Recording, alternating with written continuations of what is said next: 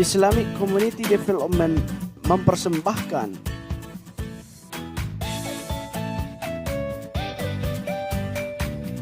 Jangan lupa subscribe ya, like, comment, and share.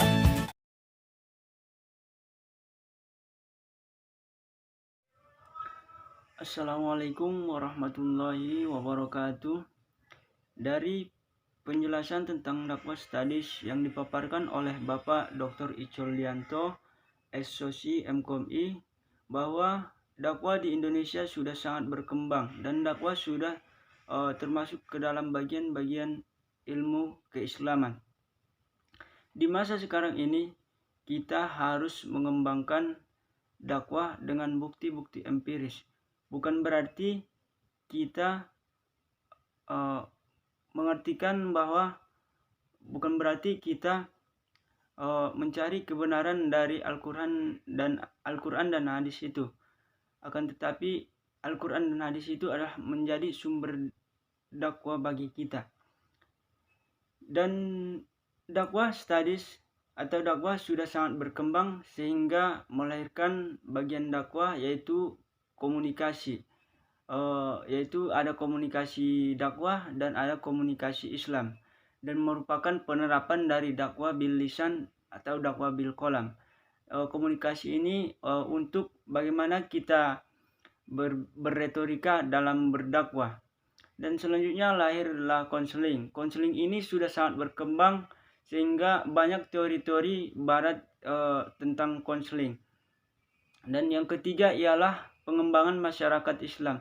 Pengembangan masyarakat Islam ini ialah suatu ilmu yang merupakan penerapan dari dakwah bil hal. Pengembangan masyarakat Islam ini ialah bagaimana kita memberdayakan sumber daya manusia, khususnya Islam. Assalamualaikum warahmatullahi wabarakatuh. Dari penjelasan dakwah studies yang dijelaskan oleh Bapak dosen kita yaitu Icol Lianto, bahwa dakwah itu sudah berkembang dan menjadi kajian-kajian ilmu keislaman. Ilmu dakwah adalah ilmu yang berisi cara-cara atau tuntunan untuk menarik perhatian orang lain supaya menganut, mengikuti, menyetujui atau melaksanakan suatu ideologi, agama, pendapat atau pekerja tertentu.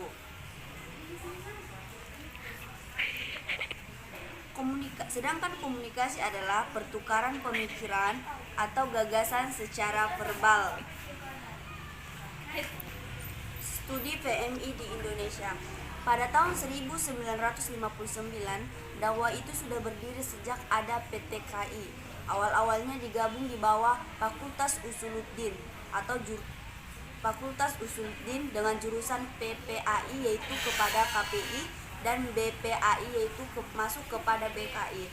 Pada tahun 1980 muncul dakwah bil hal, dakwah bil lisan berkuat kepada KPI, sedangkan dakwah bil qalam berkuat kepada BKI yang menggunakan interview. Dakwah bil hal dikemukakan dengan praktisi, dakwah dengan keadaan dakwah aktif setelah muncul merespon perkembangan ini.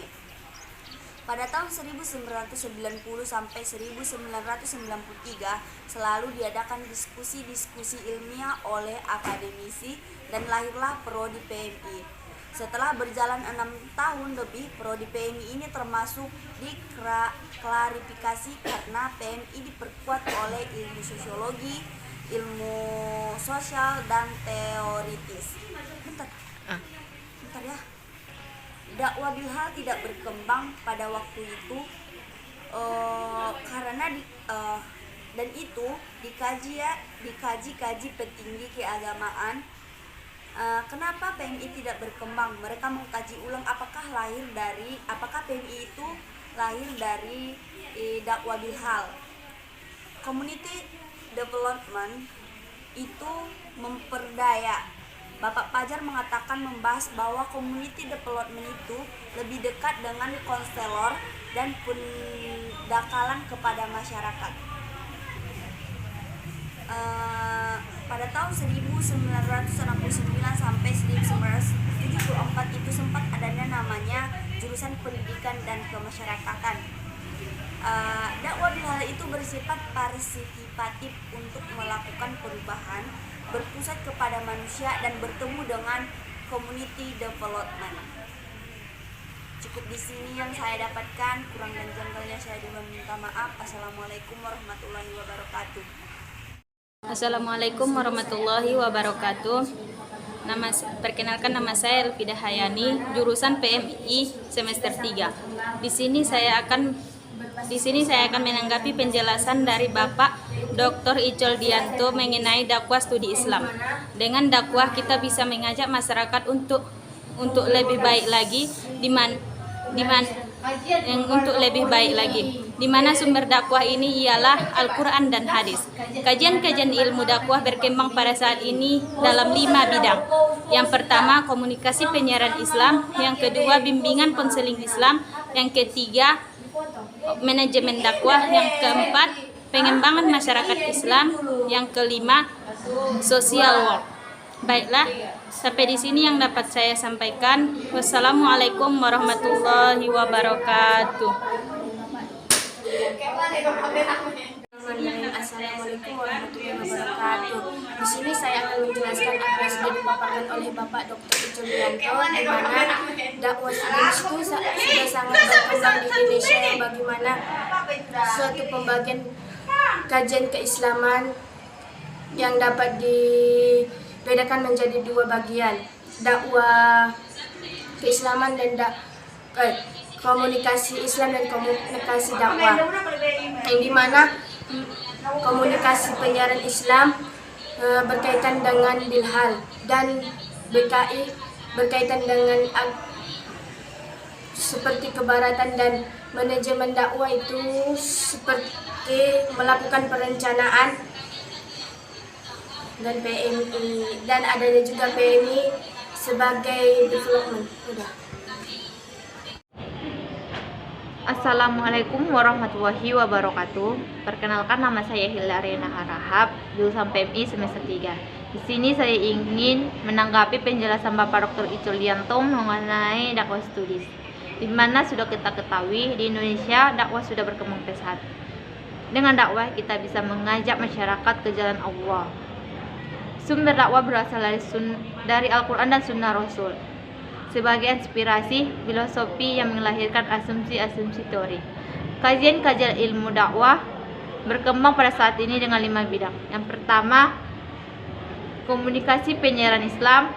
Yang kedua, bimbingan konseling Islam. Yang ketiga, manajemen dakwah. Yang keempat, pengembangan masyarakat. Yang kelima, social work, di mana pengembangan komunikasi penyiaran Islam yaitu bagaimana cara teknik kita berpidato kepada masyarakat. Sedangkan yang kedua, bimbingan konseling, yaitu sebuah ilmu terapi yang terlahir sendiri. Yang ketiga yaitu manajemen dakwah, di mana kita memanage kegiatan dakwah yang ada di masyarakat. Yang keempat, pengembangan masyarakat, di mana pengembangan masyarakat ini ilmu yang lahir dari dakwah dan ilmu sosial. Yang kelima yaitu social work, di mana disiplin ilmu yang lahir dari barat, praktik yang lebih kita kenal dengan dakwah praktis. Cukup sekian dapat saya sampaikan. Kurang dan janggalnya saya minta maaf. Wabillahi taufiq wal hidayah. Assalamualaikum warahmatullahi wabarakatuh. Warahmatullahi wabarakatuh. Baiklah, dari penjelasan yang sudah dijelaskan oleh Bapak Icol Dianto, bahwasannya yaitu dakwah di Indonesia sudah berkembang dan menjadi kajian ilmu keislaman, di mana dakwah studies yaitu suatu pembelajaran kajian-kajian keilmuan dakwah, yang dimana perkembangan itu dapat dibedakan menjadi komunikasi dakwah dan komunikasi Islam. Dalam kaitannya sendiri, yang pertama yaitu ada KPI yang masuk ke dalam kategori Bilhal dan lebih berhubungan terhadap komunikasi Islam. Kemudian ada BKI, yaitu ilmu psikologi terapan dengan teori-teori kebaratan yang berbasis keislaman.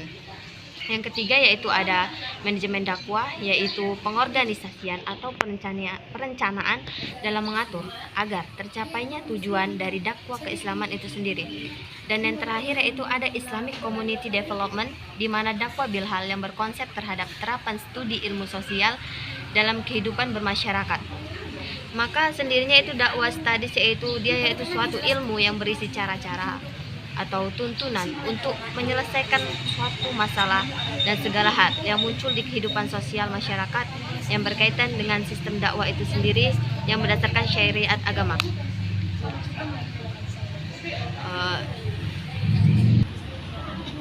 Dakwah sudah diawali sebagai bagian dari ilmu keislaman, dan kajian dakwah sendiri itu harus diperkuat dengan implisit. Dakwah itu sendiri itu bukan dapat berasal dari sebuah Al-Quran dan Sunnah. Dan dimana yang terakhir yaitu PMI adalah Fakultas Ilmu Kemasyarakatan, di mana ranah praktik mikro dari social work sendiri. Mungkin hanya sekian dari pendapat saya atau tanggapan saya. Lebih dan kurangnya saya mohon maaf. Wabillahi taufiq wal hidayah. Wassalamualaikum warahmatullahi wabarakatuh. Assalamualaikum warahmatullahi wabarakatuh. Terima kasih kepada Bapak Dr. Icholdianto, SOSI, MKOMI, yang telah memberikan tugas kepada kami. Di sini saya akan memberikan tanggapan saya tentang dakwah studies, yaitu menurut saya dakwah studies itu adalah ilmu yang bisa menarik orang lain supaya menganut, mengikuti, dan merujuk atau melaksanakan suatu ideologi tertentu. Nah, dalam dakwah studies ini, kita sudah bisa memberikan pengantar kepada pemahaman dan kajian terhadap tujuan, sasaran, dan target terhadap pencapaian dakwah masyarakat. Dakwah studies juga akan merujuk kepada proses pembangunan dan perubahan sosial menuju kehidupan yang lebih baik. Dalam dakwah studies ini, kita juga bisa meneliti apa yang akan diketahui melalui penelaahan tersebut, maka dakwah studies tersebut bisa menjadi ilmu yang berdiri sendiri. Terima kasih. Wassalamualaikum warahmatullahi wabarakatuh.